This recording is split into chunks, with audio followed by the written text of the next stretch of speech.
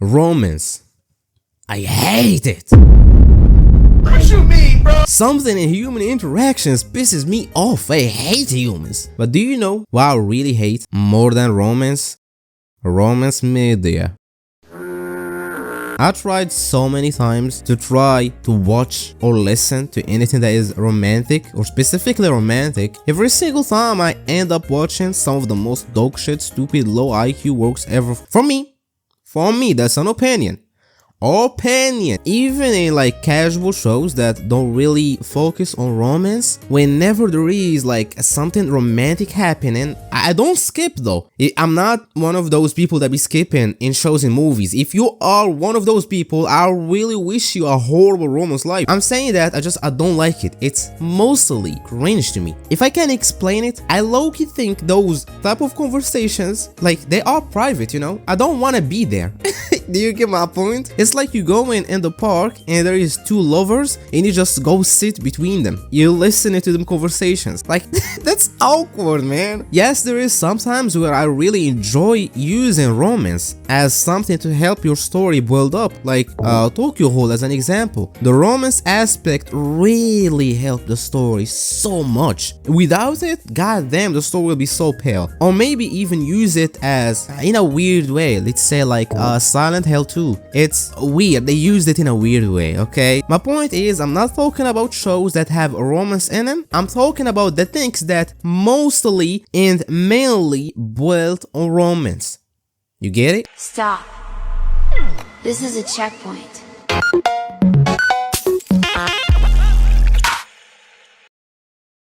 Puri La La Land was out of curiosity. How you even say this word? Curiosity. No, it's not curiosity, it's curiosity. I just watched Drive and Blade Runner. Mind blowing by Ryan Gosling. I never watched anything of his works, and just these two absolutely blowed me away. He always have the least amount of dialogues in anything he does, but damn, he still exists in his movies. His face is cinema's its own self. You put him in whatever, he will absolutely do it. He will do it better than when you think. Because Drive, if you gave me that story on paper, I would slap you. And he sold it. He not just like sold that basic story, he absolutely turned it to something, a masterpiece. You need to watch Drive. No, you need to. You will like it too. So I was like, he is a La La Land? First of all, what a stupid fucking name. La La Land. Moist, critical, scared of cockroaches. Nope. Common misconception. Okay, listen.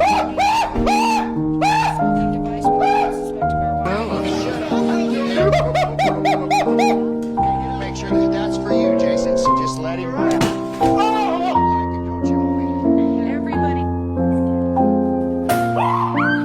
The movie starts in the weirdest way possible. The movie starts with a massive traffic jam in Los Angeles. People step out of their cars and start dancing while traffic is completely stopped. I swear to God, I was like, okay, I'm turning this movie off. It was just like, it shocked me.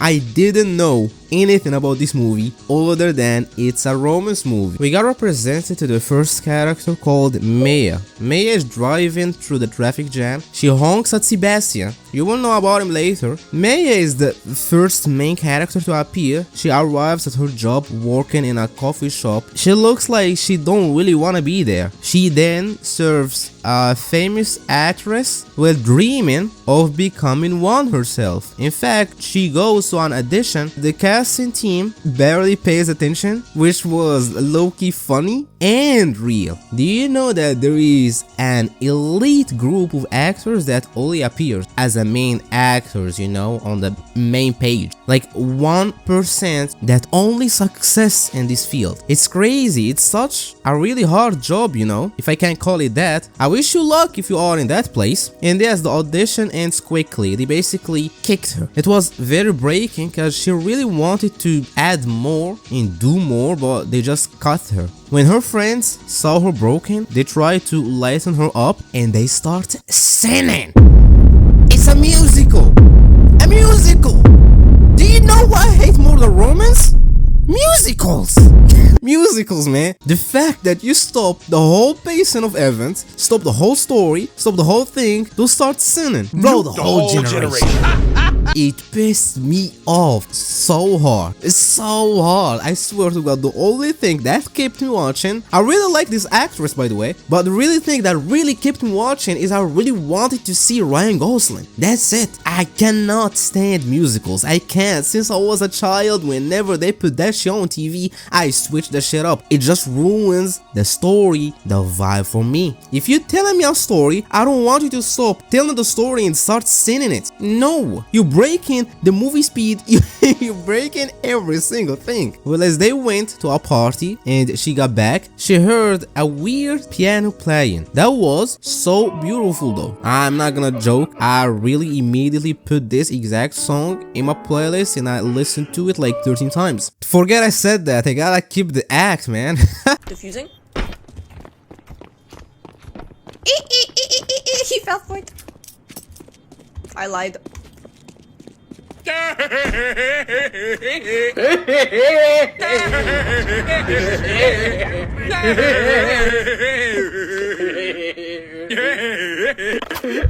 Oh my god.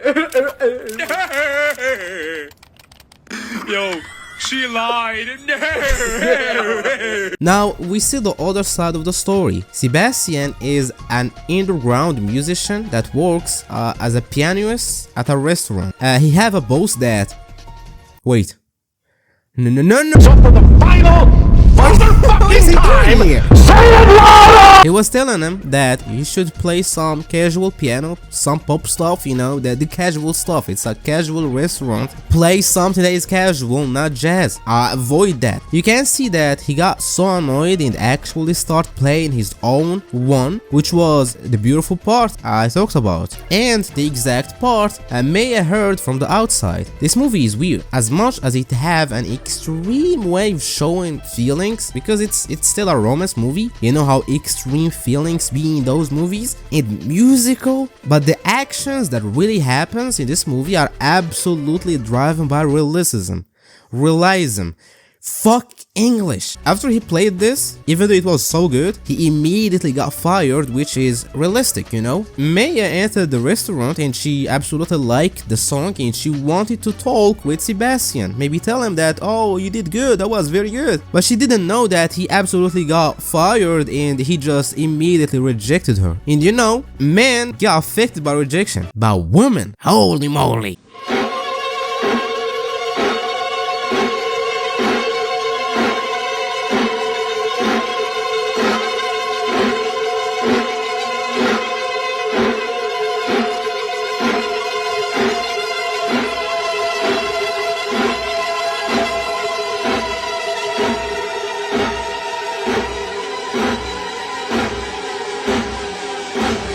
After a while, they unironically find themselves at the same party. Maya attended, and Sebastian is now a guitar musician.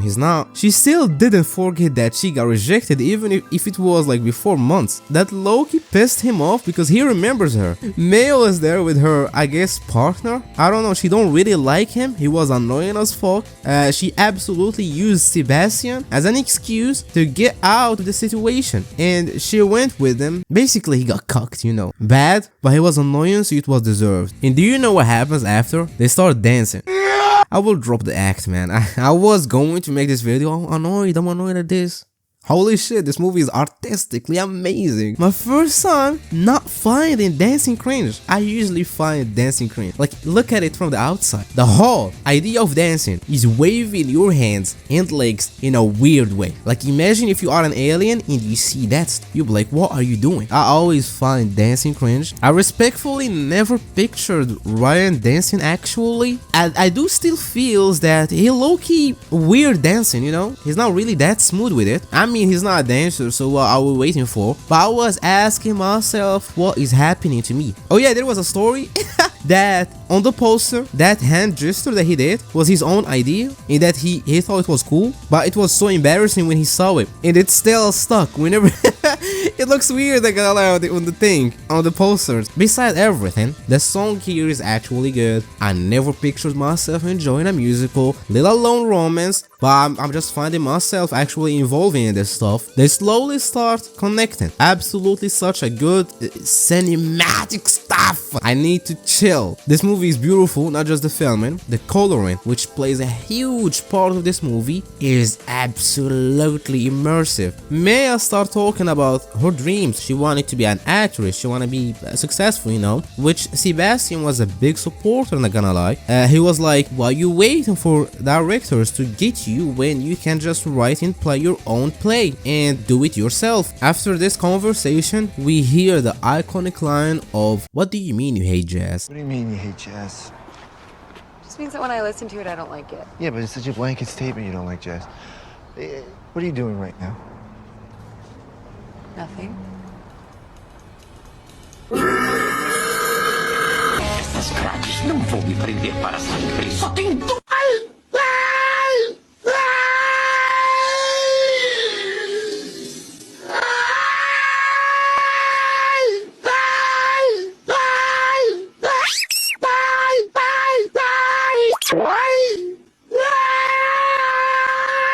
Sebastian started explaining his love for jazz and his dream to open his own jazz club. It was an actual interesting conversation. The director of this movie is very interested in jazz, and I think he's showcasing it in a non-cringe way. He looks so passionate about it, and he's good at showing it. Maya continues attending auditions while Sebastian works small gigs.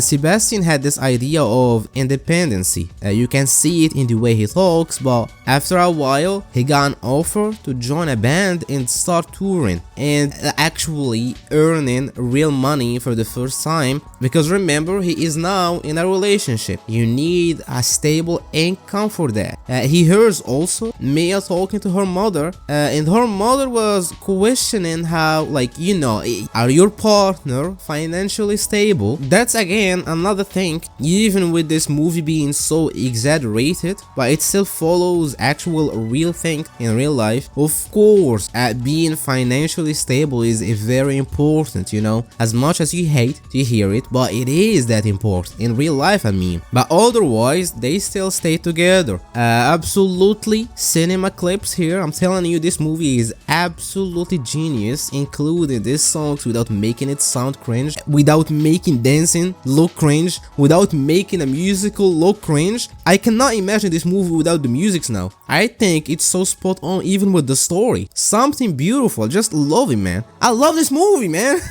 Watch it. But eventually, stuff changes. What if the Home Depot was called the Family Guy Depot, and they sold licensed Family Guy products? Wow. What if the Home Depot was called the Family Guy Depot, and they sold licensed Family Guy products? Wow.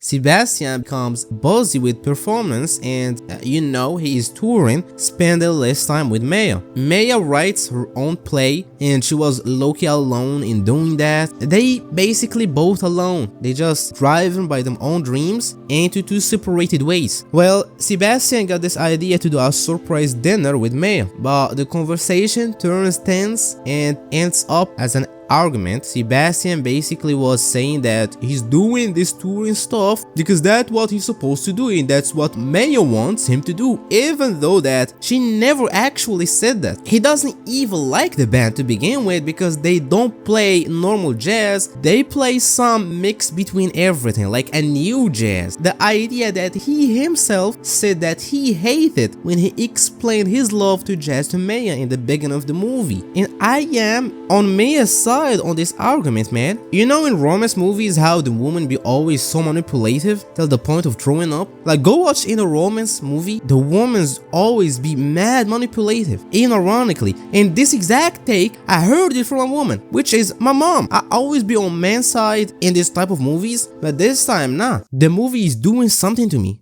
I'm on woman's side.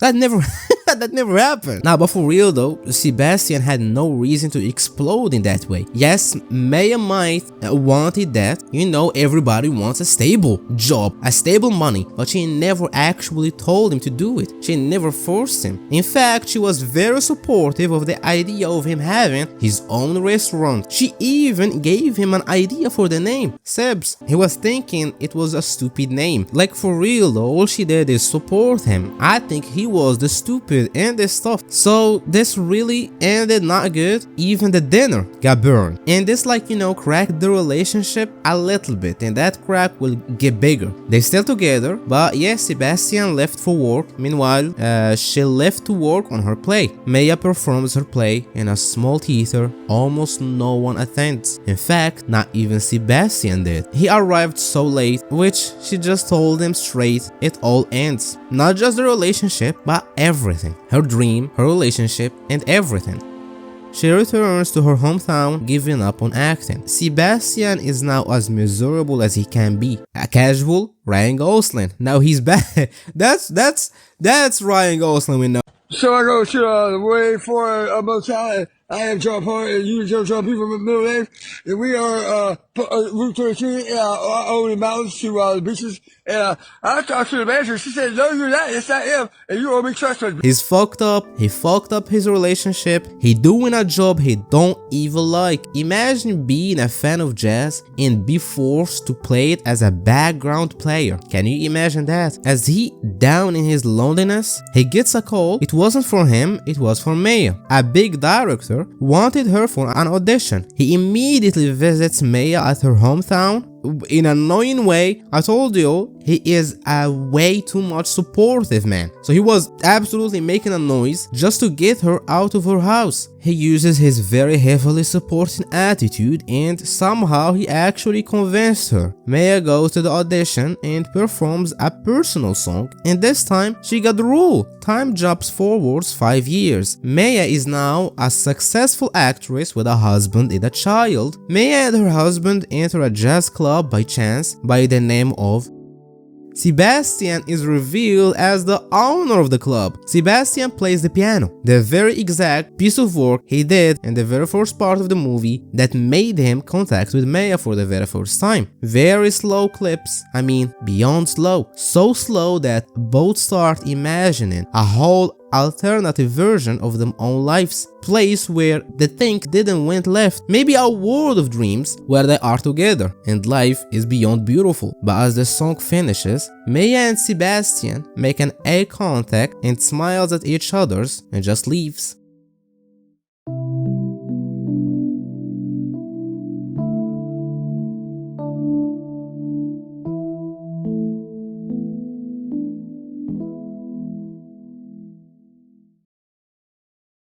And oh my god, this is the greatest horror movie I have ever seen in my life.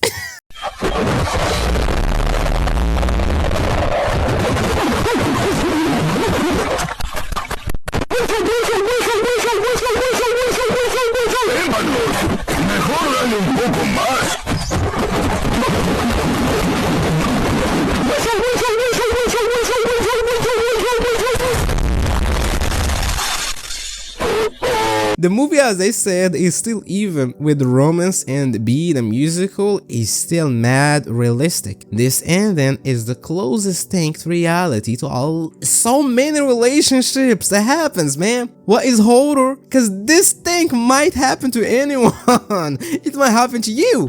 Finding someone and you both know that you love each other, but you can't be together. Can you actually believe that? That's scary. That's scary. Absolutely scary to think about. Oh, and if you watch this movie after a breakup, oh, God with you, man. God with you. The scary part is this movie is a clickbait. It starts with something musical. It goes for romance. It ends up as horror. You don't see the end coming. You low-key see it, but not in this way. Because there might be someone that just had a breakup and sad as shit. Woman or a man. Both. And they will see this movie. It's all colorful and looks happy. And they watch it and they just get more sad after it. It's creepy how you can relate to this movie. For both woman and man. Both. This movie movie is about perspective. You know why the beginning of the movie was like that? It was just the older imagination they had for the world. It's just like the ending. They wish world was like that. Everything is happy even in some stressful place like that. And that what really makes it more sad, because it is not that happy. It is sad. Everything about this movie is creepy in a sad way. Especially finding for a man that the love of his life moved on with their life, and for women find that the love of them life